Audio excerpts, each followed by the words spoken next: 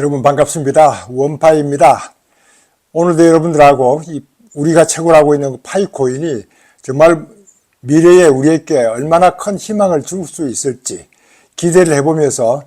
관련되는 암호화폐 세계를 한번 얘기를 해볼까 합니다. 최근에는 이제 저는 검증자로서 이렇게 KYC 검증을 이렇게 하다 보면은 동영상이 아닌 동영상들이 꽤 많이 올라오고 있습니다. 그냥 화면 자체가 바닥만 보인다든가 이렇게 해서 엉터리의 동영상들이 올라오는 걸 보고, 어떤 경우에는 이제 실수로 화면을 본인 얼굴을 보내야 될 때 바닥을 보냈다든가 이런 것들은 실수로 볼 수 있는데, 이거는 전혀 그렇지 않는 것들을 최근에 몇 개를 보고, 야, 이렇게 정말 우리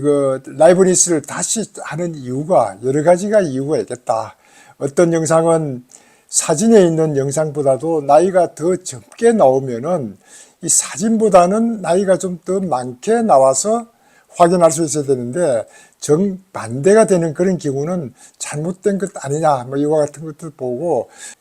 어떤 경우에는 스마트폰을 한 10개 내지 20개를 앞에다 두고 계속 이제 대신 채굴하고 있는 이런 모양의 영상들이 가끔 올라오는 걸 보면서, 야, 이렇게 가짜 내지는 대신 채굴 등등 하는 일들이 많다 보니까 라이브니스 체크를 해서 본인이 직접 채굴하는지를 확인해보는 랜덤 체크를 할 수밖에 없겠구나. 그거로 인해서 여러 가지 이제 불편한 것을 우리 이제 KYC를 통과했던 분들도 이미 KYC를 통과해서 검증을 하고 있는데 임시 승인으로 나오고 다시 대기 중으로 나오고 이와 같은 어려움을 겪고 있는 것 같아서, 이와 같은 문제가 빨리 좀 해결이 되고 했으면 좋겠다 하는 이런 희망을 한번 다시 가져봅니다. 최근에 이제 제가 뉴스를 만들기 위해서 접하다 보니까 관심 있는 뉴스 중에 하나가 이더리움 ICO 참여에 할 때 가지고 있던 한 10만 개 정도 이더리움이 그동안 얼마나 거래소를 통해서 거래가 되어 왔는지 하는 것들을 보여주고 있는 자료가 하나 올라왔어. 야, 이더리움 ICO 그 당시에 생각이 났길래 여러분들하고 제가 그 당시에 어떤 역할을 했는지를 한번 생각을 하면서 저희 말씀을 한번 드려볼까 싶어서, 2014년도 9월 달로 제가 알고 있는데, 그때는 정확하게 이제 이더리움에 대해서는 깊이 있게 파악은 못했지만은, 이더리움의 ICO를 하려고 하면은 비트코인을 구매를 해야 되는데, 그러면서 이제 2014년도 제가 초부터 비트코인에 대해서 관심을 가져보면서, 야, 이만한 돈을 투자해서 이더리움의 ICO에 참가할 필요가 있느냐. 그때만 해도 한 100만 원 정도 이제 투자를 해야 되기 때문에 2014년도에 100만 원은 적은 돈은 아니었고, 그때 그런 투자 목적으로 저는 하려고 했던 것이 아니었기 때문에 고민을 하다가 결국은 참여를 못 했는데, 그때 이제 ICO에 만약 투자를 했더라면은 2015년도에 이제 이더리움을 받게 되고, 그때만 해도 이더리움의 ICO가 초창기 가격이 0.31달러 정도 된다고 했으니까 100만 원어치가 되면 상당히 많은 이제 이더리움을 받았을 것 아니냐. 물론 이제 받았던 이더리움을 가격이 올라갔다가 급락하고 등등 했을 때 제가 그걸 계속 가지고 있었다는 보장은 없지만은, 오늘 나왔던 뉴스는 이제 그 당시부터 계속 가지고 있던 사람들, 2015년도에 투자를 했는데 그때 한 10만 개 정도 이제 ICO를 받았던 사람들이 지금까지 도중에 약 한 3,251만 달러어치의 이더리움을 크라켄으로 입금을 시켰다 해서 이제 뉴스에 나옵니다. 왜냐하면 이더스캔을 보면은 이더리움이 어떤 지갑에서 어디로 가는지 이렇게 상당히 많은 것이 옮겨갈 때는 확인해 볼 수 있기 때문에, 이와 같은 걸 확인을 해서 뉴스에 올린 걸 보고, 이게 3,251만, 그러면 초창기에 이더리움을 10만 개 받았던 그때 가격은 뭐 그렇게 많지 않을 텐데 엄청나게 가격이 올라갔다. ICO를 받을 당시에 0.311달러가 2016년도에 한 1년 사이에 개당 한 10달러 가까이 올라갔으니까 한 30배, 1년 사이에 한 30배 가까이 올라갔던 거고, 지금은 뭐 2024년 오늘 현재 이더리움의 가격이 3,800달러 정도 한다고 하니까 뭐 그 가격 성장은 엄청난 큰 돈이었다. 이렇게 해서 이제 초창기부터 그런데 기술적으로 관심을 가졌던 사람들은 믿고 따랐던 사람들이 지금 암호화폐를 이끌어가고 있는 이런 과정입니다. 그래서 관심을 가지고 있던 것이 이제 2017년도에 우리 한국과 중국에서는 이런 ICO를 이제 금지시켰습니다. 정부에서 금지시켰던 이유가 뭐 여러 가지 저도 이해가 가는데, 한때는 우리나라 재벌의 2세들이 이제 이런 암호화폐 쪽에 ICO를 준비하다가 결국 정부에서 금지시키니까 뭐 다른 나라로 가서 한다고 해서 했는데 그 이후에는 뭐 소식을 제가 못 들었고, 이렇게 해서 이제 한국과 중국에서 ICO를 금지하는 정책이 발표가 되고 나니까 암호화폐 가격도 상당히 많이 떨어지게 되고, 이러면서 이제 이런 그 ICO에 참가하려면 암호화폐를 구매를 해서 참가해야 되고 뭐 등등 이런 것들이 암호화폐가 가지고 있는 사람들을 위한 거래소가 이제 생기기 시작하고, 이 거래소에서 또 그 사고 팔고를 하게 되면은 ICO를 위한 것보다는 거래소 상장을 하기 위한 이런 또 코인들이 등장하기 시작해서, 뭐 백서를 만드는 것도 뭐 그렇게 어렵지 않게 만들어 놓고 코인을 만들어서 이것이 이제 상장만 되면은 뭐 본인들이 챙길 만큼 챙기고 나면은 더 이상 그 블록체인에 관련되는 코인의 기술은 개발하지 않는다든가 하는 식으로 이제 먹튀 이런 논란도 많이 일어나고 하는 것이 이제 지금까지 이루어졌던 건데, 이드룸과 같은 그런 정말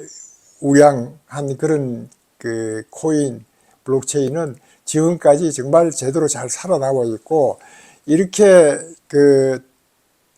코인이 성장을 제대로 할 것인가 안 할 것인가 하는 것들은 이런 그 코인을 만들었던 사람의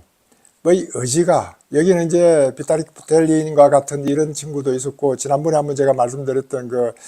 그 조셉 루핀이라는 이런 친구가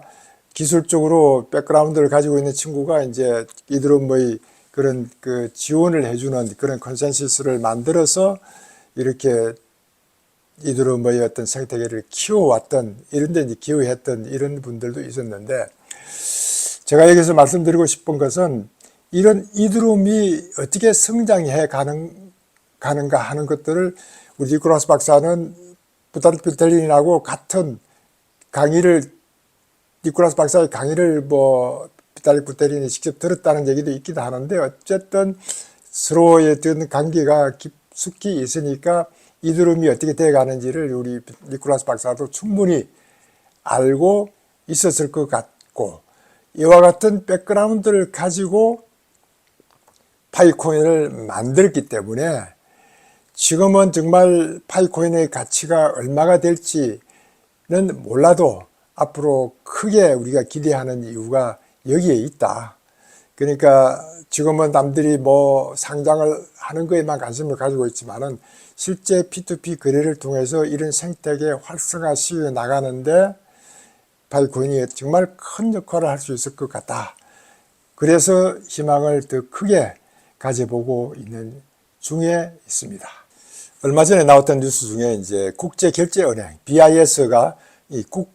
국가 간 결제 개선을 위해서 이런 프로젝트에 CBDC를 결제를 도입을 하겠다, 이와 같은 뉴스가 나와 있었습니다. 여기에는 이제 구체적으로 국가 간 결제 개선에 필요한 프로젝트로서 리알토라는 프로젝트를 이제 시작한다고 소개를 했는데, 리알토라는 프로젝트는 이제 모듈식 외환 거래의 CBDC 결제 도입을 목표로 하는 이런 그 리알토를 이제 곧 시작할 것이다. BIS는 리알토에 대한 제한된 세부 정보만을 제공하고 있지만은 그러나 모듈식 특성으로 인해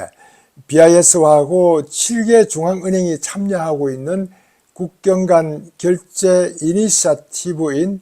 프로젝트 아골라에 잠재적으로 사용될 수 있다. 제가 오늘 여러분들께 설명드리려고 하고 있는 우리 한국은행이 참여하고 있는 아골라 프로젝트에 대한 것이기 때문에 이 지금 이제 리알토라는 그 프로젝트가 국제결제은행에서 이제 발표를 한 것처럼 이 리알토가 아고라 프로젝트에 직접 활용이 되니까 이 내용들이 어떻게 진행되어 가고 있는지 한번 살펴보고자 합니다. 아고라 프로젝트는 우리 한국은행도 이제 참여하고 있었던 것인데, 이 토큰화된 은행 예금 및 기관용 중앙은행 화폐를 활용하여 국가 간 지급 결제의 효율성을 개선하기 위한 그런 것으로서 지금 주요 5개 기축통화국, 즉 미국과 영국과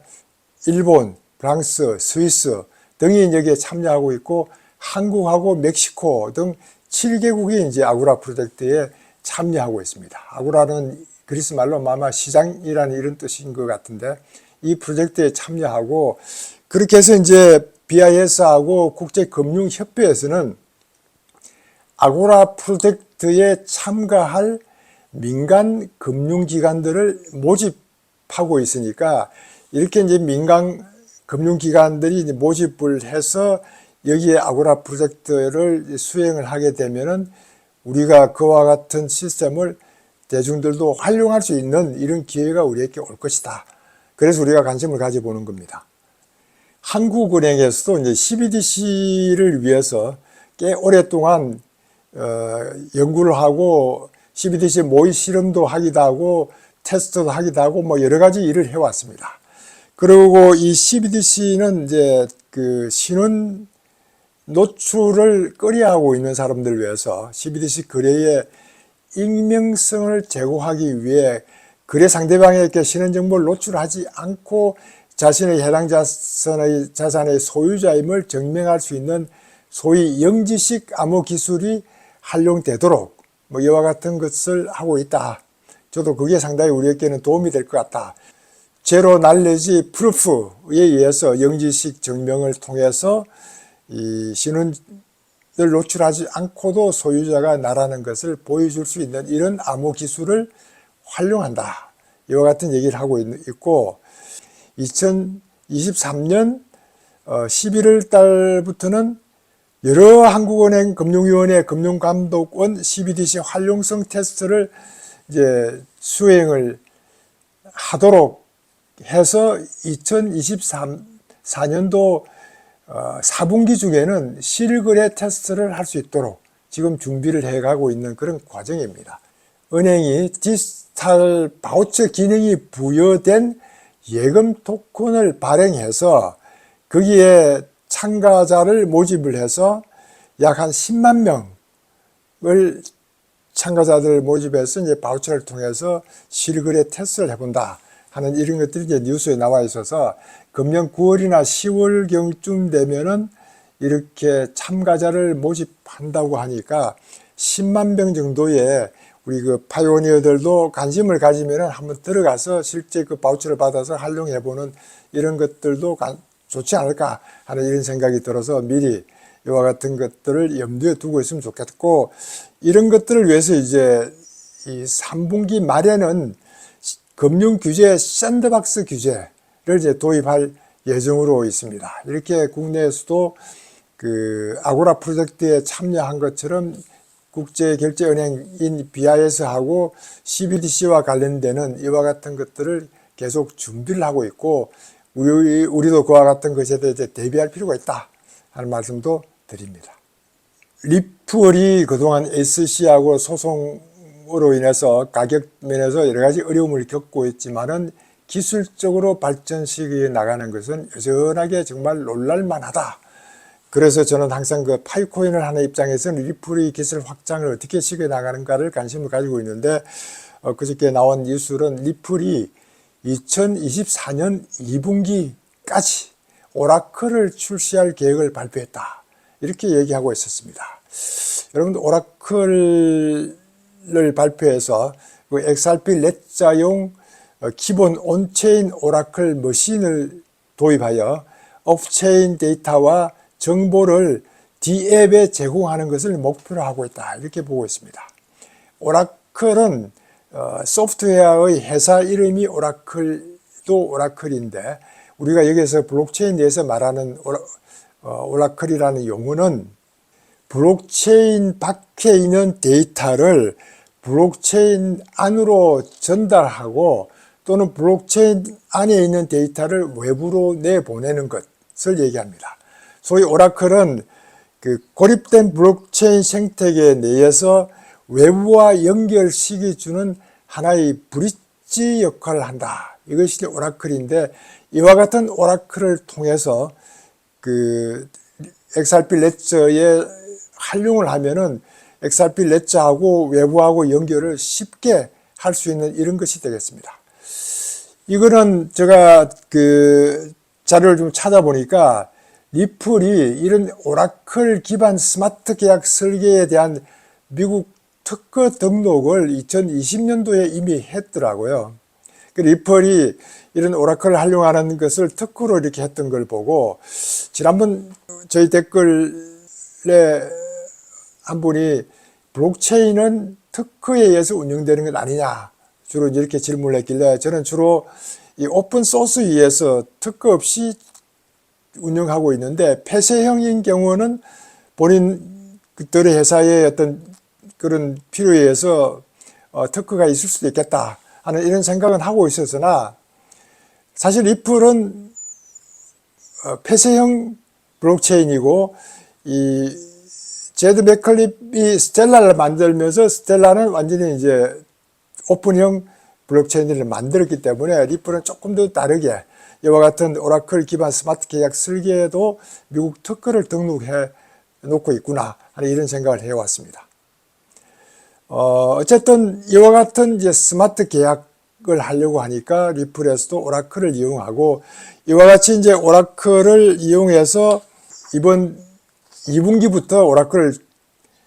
머신을 도입한다 하는 이런 것들이 기사화되어 있어서 리플의 그 기술력과 이런 것들은 계속 발전시켜 나가고 있구나. 지난번에 시장 자동 조정하는 AMM 기능도 있었고, 여러 가지의 기능들이 이제 적용되어 가는 것들을 볼 수 있었습니다. 암호화폐 하면 우리가 코인베이스를 가끔 얘기할 수밖에 없는데, 코인베이스가 미국에서는 가장 큰 거래소로 이제 지금 나가고 있는 것이, 바이낸스가 항상 세계 1위라고 있는 것이 상당히 못마땅한 거니까 바이낸스를 밀어내고 코인베이스가 이제 미국에서 그 위치를 크게 차지하고 있습니다. 물론 이제 코인베이스는 디지털 커런시 그룹의 어떤 후원을 받고 있고 자본을 가지고 있고, 이 디지털 커런시 그룹은 이 암호화폐계에 뻗치지 않는 곳이 없습니다. 물론 여기는 뭐 자산 운용사 큰 데는 여기에 다 들어가 있고, 그 나스닥뿐만 아니고 마스터카드도 들어가 있고, 뭐 모든 금융과 관련되는 큰 회사들이 여기 다 들어가 있고, 리플도 여기 들어가 있고, 뭐 크라켄 거래소도 여기 들어가 있고, 이와 같은 이제 디지털 커런시 그룹이 운영하고 있는 코인베이스에서도 이런 그 정치적 후원에 2,500만 달러를 기부했다 하는 이런 게 이제 기사화되어 있었기 때문에 저도 언급을 잠깐 드리면은, 암호화폐 및 블록체인 분야의 슈퍼 정치 후원회, 슈퍼팩이라고 이제 PAC라고 이렇게 붙인, 여기에 페어쉐이크라고 이제 있는데, 여기 페어쉐이크에 2,500만 불을 이제 기부했다, 이게 뉴스 나왔었습니다. 그러면서 이제 코인베이스는 하원과 상원에서 친암호화폐 성향의 회원 수를 늘리는 것이 굉장히 중요하다. 하원이든 상원이든 친암호화폐 의원 수를 늘려서 모든 법안들이 명확하게 진행되어 나갈 수 있도록 하는 것이 필요하지 않을까 하는 이런 것들 때문에 이번에 이제 정치 후원금들을 모집하고 있는데, 여기에 안드리슨 호로위츠가 벌써 2,500만 달러를 이제 기부를 했고, 리플도 2,500만 달러를 기부를 했습니다. 여기에 이제 리플이라든가 뭐 이런 그 코인베이스라든가 이런 대기관이 있기 때문에 그렇다 치고, 이 안드리슨 홀로위츠 같은 것도 2,500만 불이라는 그 큰 돈을 기부를 했다는 게 저도 이제 관심을 가지는 게, 이 안드리슨은 넷스케이프를 만들 때부터 상당히 이런 인터넷에 관심을 가졌던 그런 전문가로서 상당히 이런 암호화폐 분야를 키워주기 위해서, 창업을 하기 위해서 돈보다는 기업의 확장을 위해서 노력하고 있는 것들이 저도 이제 항상 공익을 위한 노력이다 이렇게 보고 좋은 평가를 하고 있는 이 안드리슨 홀로위츠에서 2,500만 불을 기여하고 있는 것을 보고, 자, 암호화폐 쪽에는 물론 초기 투자를 하고 했던 그 금을 가지고 이 분야를 키워나가기 위한 노력이라는 그런 차원에서 보면은 나중에 본인들이 피드백도 생각을 할 수는 있겠지만은, 그래도 이 정말 암호화폐가 앞으로 모든 사회에 금융계에 긍정적으로 미칠 수 있는 이런 것들을 우리 대중들에게 혜택도 주면서 발전시키는 데 기여해야 될 것 아니냐, 이와 같은 생각도 하지 않을까 하는 이런 기대도 해봅니다. 미국이 FIT 21이라든가 이와 같은 법안을 초당적으로 이제 하원에서 통과를 했는데, 이제 상원에 갔을 때 어떻게 되어 나갈지는 두고 봐야 되겠지만은, 어쨌든 이번 대선을 통해서 암호화폐를 지원해주는 이런 커뮤니티의 어떤 변화를 보면서 크게 바뀔 것 같다. 중국도 그럴 것 아니냐 하는 기대를 하고 있었는데, 이번에 홍콩 입법회의 의원 중에 한 분이 암호화폐 거래소 라이센스 규제가 홍콩이 너무 지나치다고 이제 지적을 한 걸 보고, 아, 이게 또 무슨 얘기인가 싶어서 궁금해서 한번 들여다봤습니다. 이렇게 엄격한 규제가 주요 글로벌 거래소들이 홍콩 진출에 걸림돌이 된다, 이러면서 여러 가지 이제 문제점을 지적해 준 것 중에서 엄격한 규제라는 게 뭘 얘기하나 저도 궁금했는데, 이렇게 홍콩 정권선물위원회에서는 라이센스 신청하는 업체들에게 전 세계 어떤 지역에서도 중국 본토 사용자를 대상으로 한 서비스 개발은 하지 않겠다는 것을 약속한다면은 라이센스를 내주겠다, 이와 같은 조건을 달았다는 걸 보고 저도 깜짝 놀랐습니다. 아니, 중국 본토 사람들이 아니 라이센스를 뭐 다른 곳에서 운영하고 있는 곳에 참가할 수도 있는데 그와 같은 것조차도 못하게 만들어 놓고 홍콩에 라이센스를 준다는 것들 때문에 바이낸스하고 OKX, FHTX하고 게이트 등 많은 곳은 이미 신청 철회를 했다, 이와 같은 뉴스가 나왔길래 앞으로 중국이 어떤 방향으로 시장을 오픈할 것인가 저도 상당히 궁금했는데, 이와 같은 뉴스를 보면은 아직도 오픈 시기는 좀 더 늦추어 가고 있는 것 같다 하는 이런 느낌도 받았습니다. 이렇게 이제 우리가 KYC 하는 이런 문제가 중국이 대량 KYC를 하는 이런